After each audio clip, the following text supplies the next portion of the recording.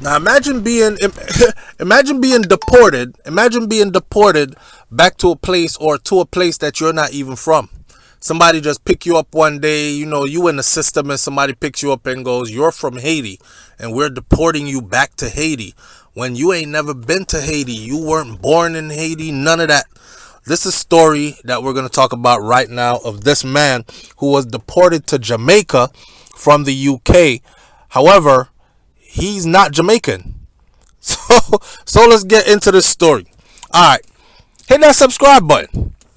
Now, a British man who is convicted of murder or was convicted of murder is launching a legal action against the Home Office after he was wrongfully deported to Jamaica. His name is Richard Wallace.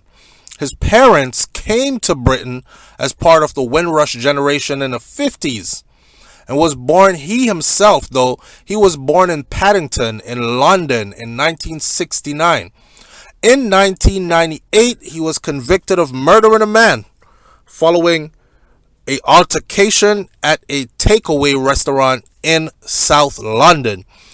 Now, after serving his sentence, he was incorrectly classified as a Jamaican in what he believes was just a case of mistaken identity, and he was deported to the Caribbean island of Jamaica in 2015.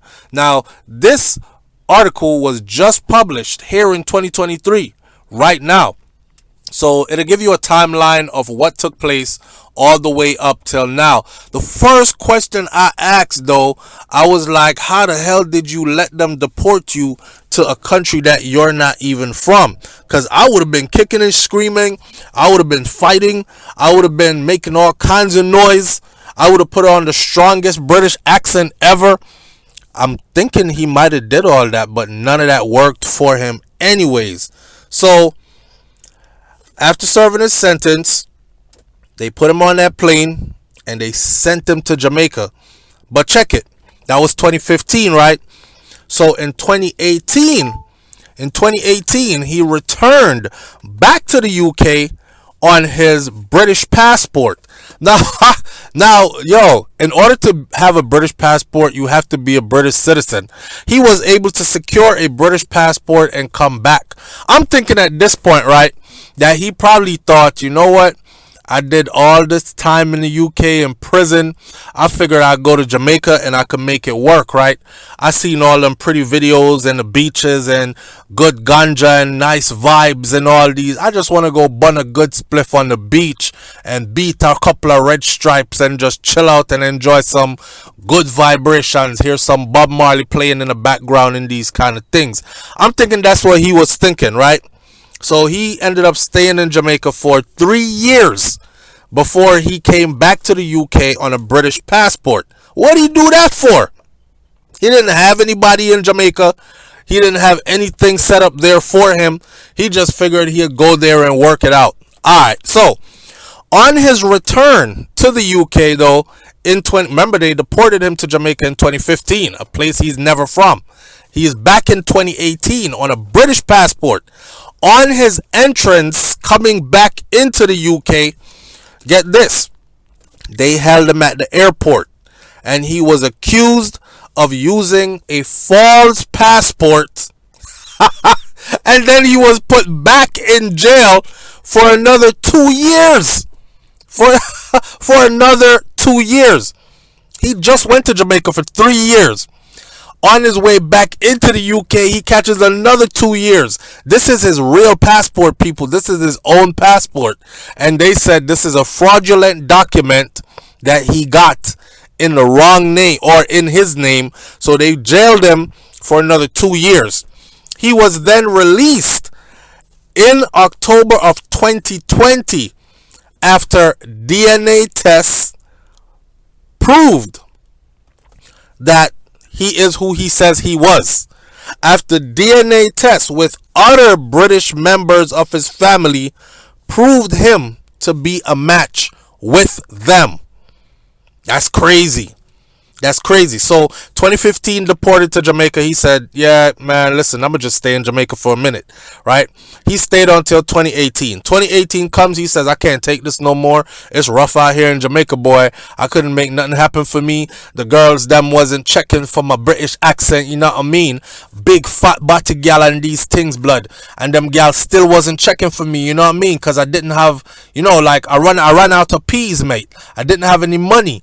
And in Jamaica, it's all about bread. You see me? All about the money, and the gal them wasn't checking for me. So I was like called Brock Foreigner and all these things. I had to do like odd jobs to survive and all that. So I said, man, listen, let me get back to the UK. Because at least I could get a little bit of government assistance or something. I mean, I'm a citizen, right? And then on his way back into the UK, they said, you not who you say you are. Give me this damn passport and go to jail for another 2 years. Damn!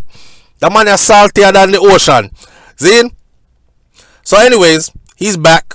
They proved that he is who he says he is. He told this news entity in the UK, I believe this is The Guardian, that his treatment had left him completely broken. The way the system treated me had left me completely broken. And he believes that as a black man, he was the victim of institutional racism. Yeah, because if he was a little white boy, if he was Timmy with the blonde hair and the blue eyes, he wouldn't have been deported to Jamaica, would it? They would have automatically looked at Timmy and said, you can't be Jamaican because you're white, right? Even though Jamaica got white people in it. But me, they just drag me up and say, you black blood. You either African or you Jamaican. Pick one, because you're going to fucking Sierra Leone or you're going to Kingston. You're going to Sierra Leone or you're going to Kingston. You choose. My man said, hey, send me to Kingston, blood. So they sent him to Kingston. Wallace's solicitor, right, is launching a legal action against the Home Office in the UK and other government bodies. Serious maladministration and incompetence, said, led to the British citizen being deported under a different name and then falsely imprisoned on his way back home. He has suffered huge injustice and hardship over many years, says his solicitor, or his attorney then, his representative, his legal representative. Wallace spent his early years in the UK with his father. His father was a carpenter and a religious minister, and his mom was an NHS nurse. So he had good parents, good blue-collar, hard-working parents. He returned to the UK with his British passport at the age of 18 to continue his education. So apparently what his family did, alright, let me lock off the British accent. So apparently what his family did, right, was they made sure that their kids were born in the UK. And then they sent the kids to Jamaica to be raised there. Now, a lot of people were doing this back in the day, and some people are still doing it today. Because, you know, Jamaican parents, they're like, me don't want me youth grow foreign because them foreign youth, yeah, them too blood clot disrespectful. Pardon my language. But I don't want me youth them growing yasso. So, me I send them go to Jamaica, make them grandparents beat out them blouse and skirt and teach them manners, and then bring them back up when them get bigger. So, that's what was done in his case. He was he was sent to Jamaica when he was little, even though he was born in the UK. And then when he got to be 18, he returned with his British passport at the age of 18 to continue his education and his growing up in the UK. When he was convicted of murder, a tariff of 20 years was set by the Home Secretary. So apparently it wasn't no first degree all out malicious murder. It was some kind of thing where he got into something with some man, and him and man wasn't seeing eye to eye, and man tried duff him up, and he ended up buffing up the man, and the man dead and all that, right?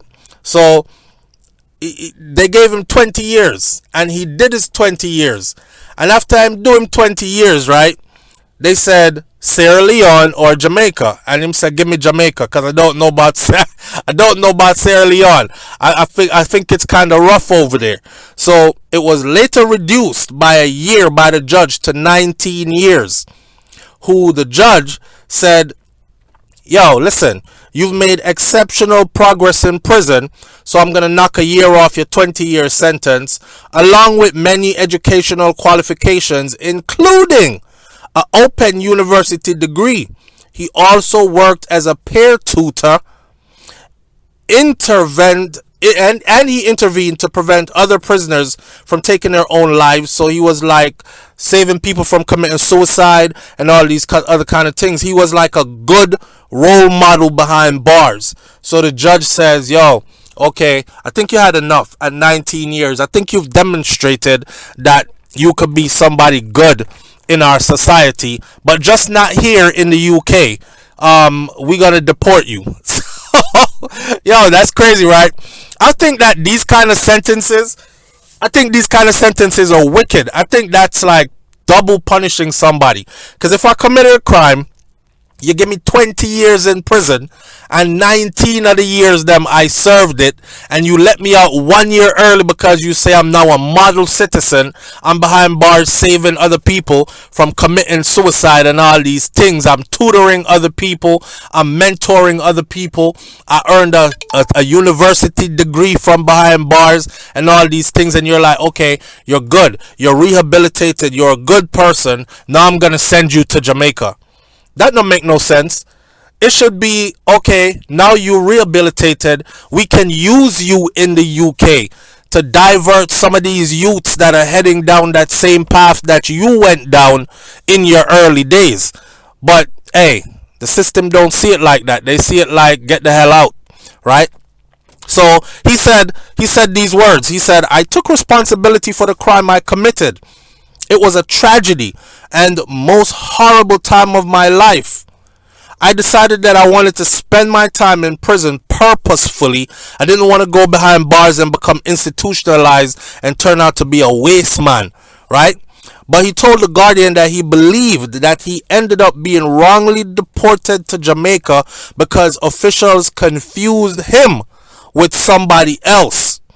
You know, back here, all of us black, so we just look alike. So them just grab any man and just say Jamaica or Sierra Leone, and the man say, yo, Jamaica blood. So them Home Office declined to comment about anything that has to do with this case. Of course they are. Now, I can see a hefty lawsuit coming for him, and he's probably going to get some kind of reparations because of this situation. Yeah, so for at least pain and suffering, at least something to get this man back on his feet again, right? I told them dozens of times, he says, that I was Richard Wallace. Why are you deporting me? I'm Richard Wallace and I'm a British citizen. I'm not Jamaican. I've never been to Jamaica. I've been to Jamaica back in the day, right? But I wasn't born there. I was born in the UK. I haven't been to Jamaica in so long I forgot what Jamaica was like. Y'all sending me to Jamaica for what? But they didn't listen to him. They did the paperwork. They booked him on the flight. They put him on the flight. And he landed in Jamaica. Now, at the conclusion of his prison sentence, he was taken to Cornbrook Immigration Detention Center, which is near Heathrow Airport. Now, by then, he says, by this time, yo, I was broken. I just wanted to get out of captivity. I had already been in there for 19 years. Now they have me in this immigration lockup holding kind of place, which is just like a next prison. So at this point, I'm like, you know what? Send me to Jamaica then. Because I'm sure it's better than being locked up. At least I could like go to the beach or walk around outside and feel free. I'm just tired of being captive. All this time, after all these years in prison, I just want to be free. That was horrible. And it was unjust. I was in a very low state of mind at the time, you know, and I felt like they took advantage of that. I felt hopeless and I felt powerless, and I didn't resist being deported to Jamaica. So he actually admitted that he didn't resist being deported to Jamaica, besides telling them that I'm not the person who you're trying to say I am. I'm Wallace, and I'm not Jamaican. I was born here in the UK. And they didn't listen, so he said, man, frig it. I'm not even going to say nothing more, because I just want to be free right now. So Wallace says, listen about his time in Jamaica, right? He says that while he was in Jamaica, he was struggling to survive. It was rough. How'd you make a living? They asked. He said, well, you know, I managed to make a living by cooking food in a cook shop. For much of the time that I spent in Jamaica, I slept on the floor of that same cook shop. Didn't have no apartment or nothing like that. I just slept on the floor of the same cook shop and wake up early morning and start cooking, and that's how money came in. The cook shop owners, them and whatnot. He was a chef by trade, right? So he was pretty good at his cooking. Now Wallace is trying to rebuild his life in the UK, and he has set up a catering business since arriving back in the UK, specializing in North African and Caribbean foods called Rich Fire Etrez. That's RICHPHIRE, Rich Fire Etrez, ETREZ, or Etrez. He also mentors young people who are at risk of getting involved with knife crimes in South London, since this the same type of thing that got him caught up behind bars. All of this has been a traumatic experience for me, he said. The authorities, they wore me down and they broke me. I don't believe this injustice would have happened to me if I was white. They would have said, he's one of ours. I've experienced institutional racism throughout. One prison officer used to call me a monkey, but when I complained about it, nothing was done. The Home Office issued Wallace with a new British passport in 2021 after admitting that they lost the British passport that he used to return to the UK from Jamaica in 2018, the same passport that they claim was fraudulent, and they locked him up for 2 years for it. Apparently, they so conveniently cannot find that passport. Where is it? His lawyers asked. Oh, we don't know. We don't have it. So they're pretty much trying to say, if we show up with the passport, we could easily tell if the passport was real or it was fabricated or not. So it's in their best interest to make sure that the passport disappears. However, they have issued him a new British passport. Internal Home Office file seen by The Guardian said, it's very likely that the status of the document, which had been recorded as fraudulently obtained, which is his passport, is also incorrect, because we know now that the passenger using that passport was Richard Davis Wallace. So for them to write that it was fraudulent and put it into evidence room is wrong, because it was a real friggin' British passport. A Home Office spokesperson says, we do not routinely comment on individual cases. Yeah, right. Well, hear what? If you have any wild stories about your immigration issues, whether it be with the United States of America, Canada, Britain, any one of these countries, please hit up SouFLoTV, where I could tell your story to the rest of the world. This story here is wild, and I wish this man nothing but the best. Obviously, he did his time. He did some wrong in a part of his life where, he made mistakes, but he paid his dues. 19 years in prison is a long time. Right? Obviously, it was an aggravated issue. Man feel like he had to defend himself, and then that was that. He did his time. He's out.